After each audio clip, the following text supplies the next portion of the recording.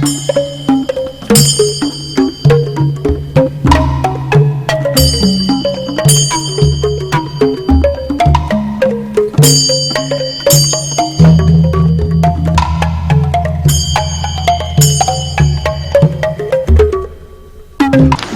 morning. Welcome. We have a very special guest here today, Aung San Suu Kyi, Chairperson of the National League for Democracy and Member of Parliament, Republic of the Union of Myanmar. It's a great honor for the ILO to have her visit, and I will ask ILO Director General Juan Somavia to say a few words by way of introduction. Director General. Thank you. Thank you again, Aung San Suu Kyi, for visiting the ILO conference. Thank you for all of you for being here. Just say a few words in connection to the visit of our distinguished visitor. Last year, Aung San Suu Kyi addressed the International Labour Conference, but it was through a video conference. She was still in house arrest. Today, we have her here. What is the background of the ILO on this issue? In 1999, a conference took action following Myanmar's failure to comply with the recommendations of an investigation which had found evidence of widespread and systematic use of forced labor by the authorities. The conference adopted a series of decisions to severe relations with Myanmar, except in dealing with forced labor. This was the start of an engagement with the country on this subject, which has to do with one of the fundamental principles and rights at work. Throughout the years, the ILO has pursued the abolition of forced labor on the ground. We have been in contact with Aung San Suu Kyi. She has supported our activities and given us valuable guidance. Yesterday, the International Labour Conference took the decision to restore the full membership rights on Myanmar and suspended or restricted the measures adopted in 2000 when Myanmar did not want to comply with the recommendations of the ILO. This is a new era, but it's a new era of cautious and realistic optimism. There's still an enormous amount of things to do. Aung San Suu Kyi highlighted that in her speech today. What we want is the ILO to be able to be helpful in this new stage, particularly in restoring fully workers' rights in Myanmar. So this is her press conference. I will just accompany her since she has come to the ILO. So please. Thank you very much. Thank you very much, Director General. Dosu.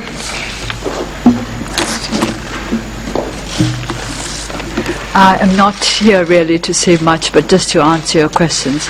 I would just like to say that I support the 101st session's resolution with regard to Burma, particularly those sections which relate to a greater presence of the ILO in my country and greater activities for them in my country, because I think this would help greatly with both our economic and social progress.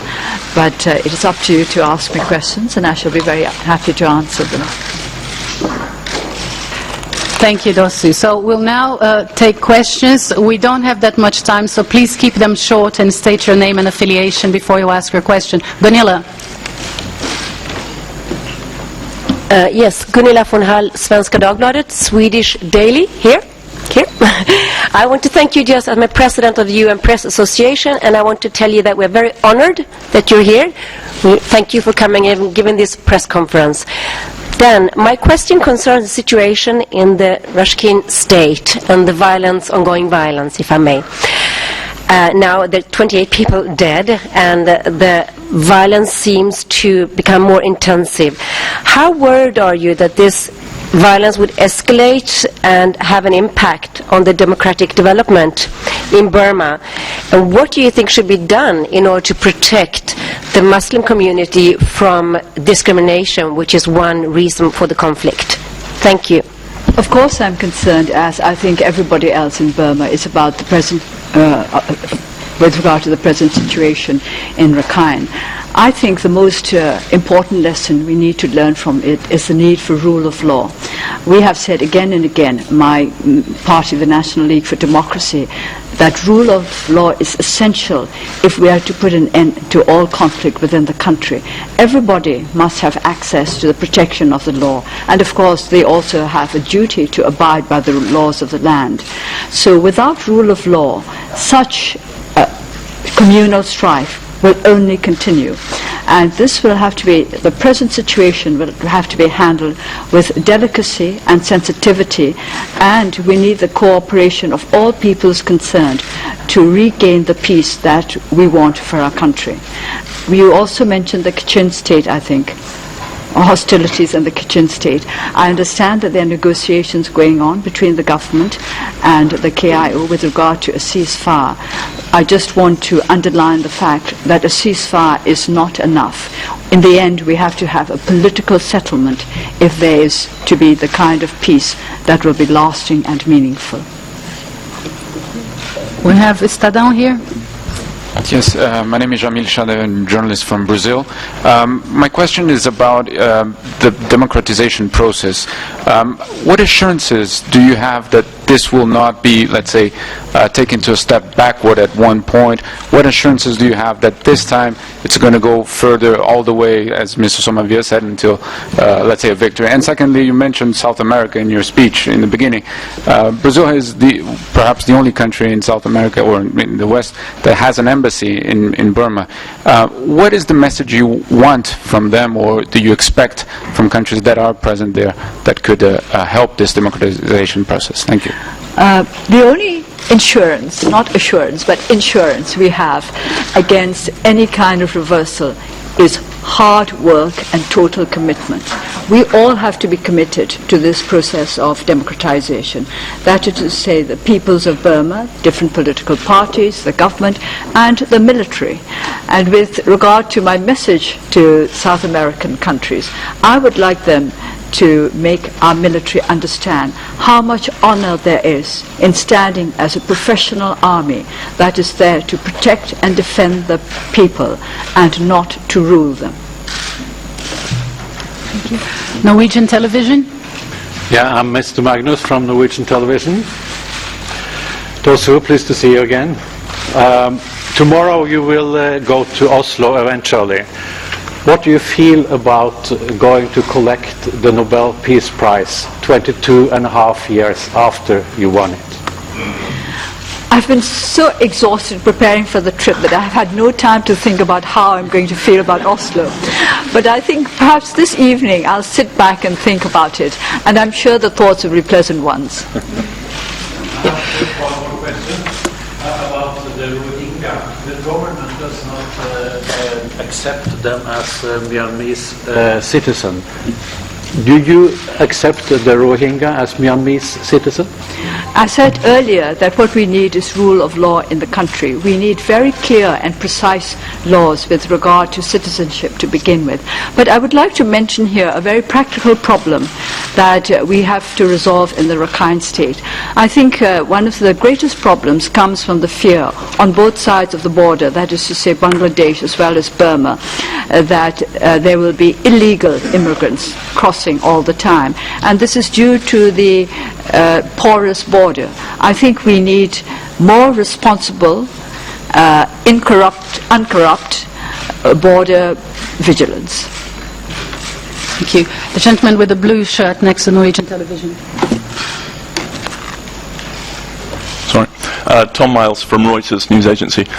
In the last couple of years, the Myanmar government has struck oil and gas pipeline deals with the Chinese, who are now, I think they have a gas pipeline, they're building an oil pipeline across Burma.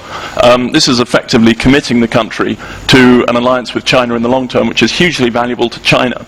I wonder if you feel that this is what the people of Burma would have chosen. Is this something that you would accept as a fait accompli? Is this something where you'd like to see the Chinese pay a much higher price for something which is very valuable to them? Thank you. quite frankly, none of us know what's in those contracts. This is what I mean by lack of transparency in the country. We don't know what was in the contracts that were signed. So it's very difficult for us to agree or disagree with the terms. We still don't know what the terms of the contracts are. So we can't really comment on them. What I can comment on is that lack of transparency leads to all kinds of suspicions that show up trouble for the future. Thank you. The gentleman here at the front.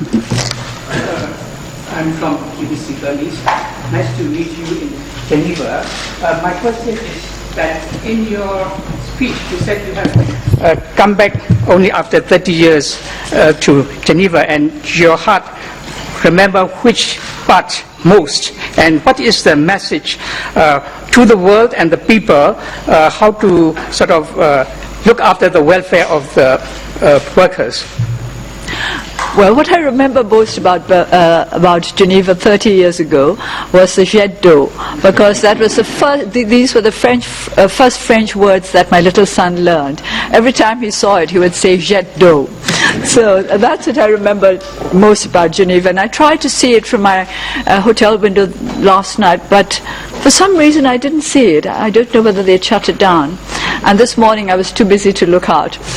But what I would expect from Geneva, not just from Geneva, but from the ILO and workers all over the world, is the understanding that workers, employers, governments may be separate entities, but they need not be enemies, that they can all work together. There's no need for hostility between them. What I want to see is cooperation and coordination from all quarters. Thank you. Isabel? Here. I am Isabel Sacco, working for the Spanish news agency. Madam, you have been a symbol of Pacific opposition, of Pacific resistance, and now we are a passive witness of horrors happening in Syria. I would like to ask you, what is your reflection about this situation, and what would you say to the Syrian people? Whenever I hear of the kind of events that are now taking place in Syria, I wonder why people do it. I really wonder why human beings who have so much that is good in them, because compassion is a human emotion, kindness is a human emotion, courage, intelligence, with all these positive factors working in our favor, why do we concentrate on the negative? And I would say to the Syrian people, concentrate on the positive and work for what you think is right. So gentleman, sorry, at the back. Yes. Øystein Røssum from the Norwegian newspaper Bergens Tidende. You mentioned certain conditions that should be met before you would recommend foreign investments in the oil and gas sector. I'm sorry, those who can't hear you properly. This is better? You hear me now? Yeah. Try again. You mentioned certain conditions that should be met before you would recommend foreign investments in the oil and gas sector, and transparency was one of them. What other conditions should be met? Could you elaborate a little bit more on that, please? Responsibility. As I said earlier, we want them to follow codes of good practices, best practices actually, because the reason why we have to be careful about the extractive industries is one, what you extract doesn't go back in, and secondly, because they do not provide as many jobs as some other kinds of industries. So we want to approach this with caution. Burma is a land of much energy resources. We do not want to dissipate it. I would like to see a sound, effective energy policy in Burma, and this should be related to the kind of extractive investments that we invite in. The lady at the back has red dress.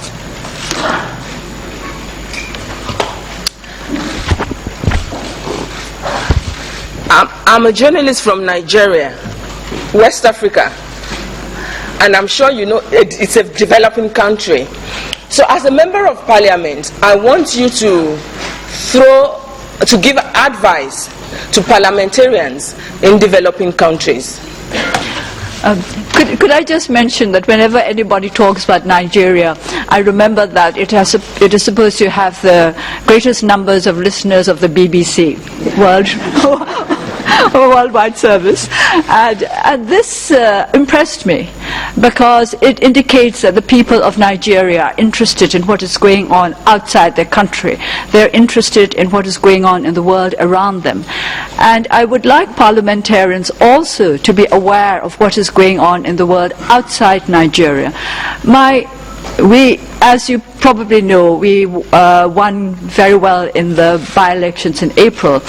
And now what I'm having to say to our elected MPs is, don't get above yourselves and don't get corrupted.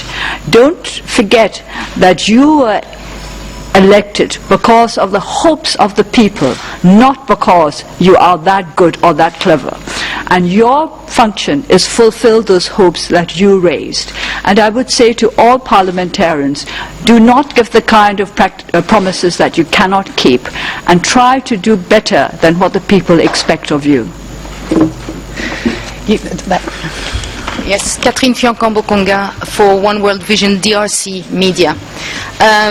Madam, during your years of house arrest, you've been defended by the Human Rights High Commissioner.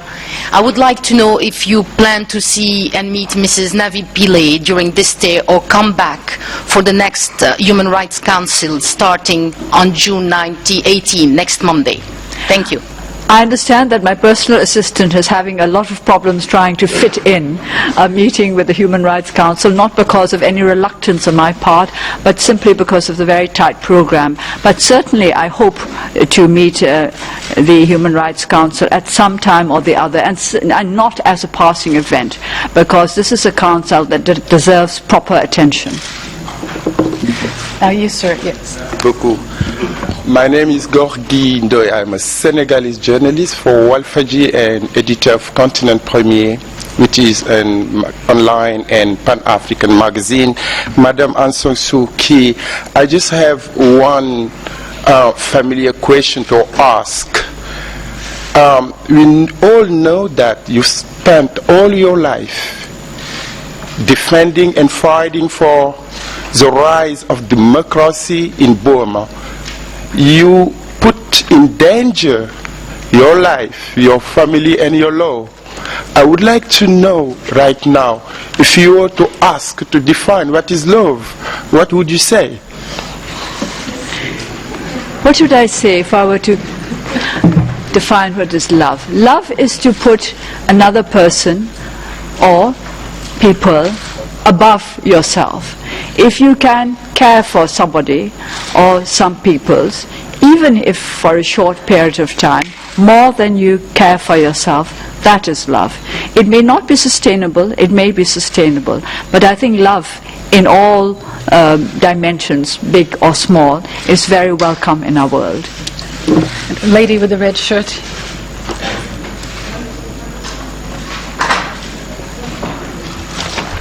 I'm Jennifer Friedman with Bloomberg News. I have two quick questions. I'd like to know, should the Rohingyas have citizenship? And secondly, do you feel that Total and Chevron should pull out of the ventures with Myanmar oil and gas enterprise? Thank you. As to the first question, I've already said that this should be resolved in accordance with rule of law, because we have to be very clear about what the laws of citizenship are and who are entitled to them, and all those who are entitled to citizenship should be treated as full citizens, deserving all the rights that must be given to them. Now, with regard to Chevron and Total, I have to say that I find that Total is a responsible investor in the country, even though there was a time when we did not think that they should be encouraging the military regime by investing in Burma. They were sensitive to human rights and environmental issues, and now that we've come to a point in time when we would like investors who are sensitive to such issues, I certainly am not going to persuade Total or Chevron to draw out. Thank you. We have here a lady in the front row, and then afterwards the gentleman next to her. Thank you. Lisa Schlein, Voice of America. Wonderful to see you. I'd like to ask you, you've been receiving an overwhelming reception, great acclaim, and well-deserved throughout your trip here, but I was wondering if you're worried that perhaps the rulers of your country might be upset at the reception that you are receiving, and whether this might perhaps threaten your own freedom of movement and the moves toward democracy in your country. And secondly, do you think that the lifting of sanctions by countries against Burma are a bit premature or going a little bit too fast? Well, the answer to the first question is if only the rulers in my country knew how nervous I feel, they'd be sorry for me. They wouldn't be upset at all. And as to the second question with regard to sanctions, I think that it is the responsibility of the people of Burma to make certain that the democratization process continues. And I do not think that we should let this process be hurt by sanctions, the lifting of sanctions. This is why I have called for responsible, democracy-friendly investment. Any investment, new investment that comes in because of the lifting or suspension of sanctions should add to the democratic process rather than subtract from it. I'm afraid I'm only going to take another 3 questions. First I go to the gentleman here at the back. Yes, good morning. Was it him or was it me? I think you meant me. Yes, sorry, sir. First this one, and then I'll go to you. Yeah. Well, good morning. My name is Jan Herbermann. I write for Tagesspiegel Berlin. Madam, I have a question on the crimes committed under the military dictatorship. How should these crimes be addressed according to your view? And can you imagine that your country will set up a sort of peace and reconciliation commission? Thank you.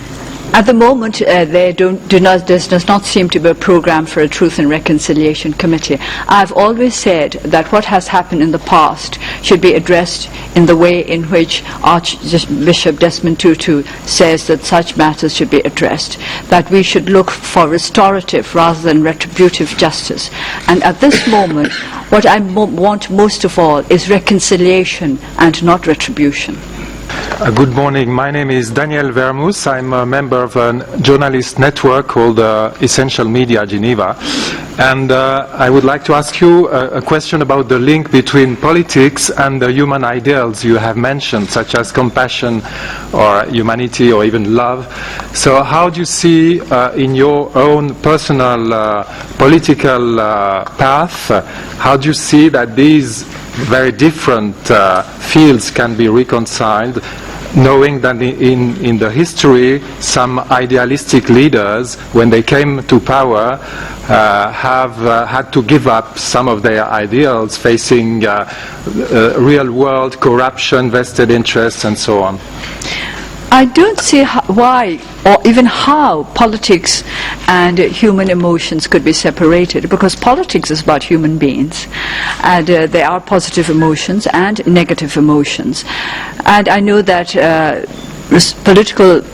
governmental responsibilities impose certain restrictions on what leaders can do, but they do not have to give up their principles. I do not see why you should give up compassion or love simply because you hold a government post. I think that's internal corruption, and we should try to avoid that. Thank you very much. I'm afraid that's all we've got time for. Thank you very much. Thank you very much. Thank you, Director General. Thank you. I'm sorry I couldn't take all questions, but it's just a matter of time. Oh?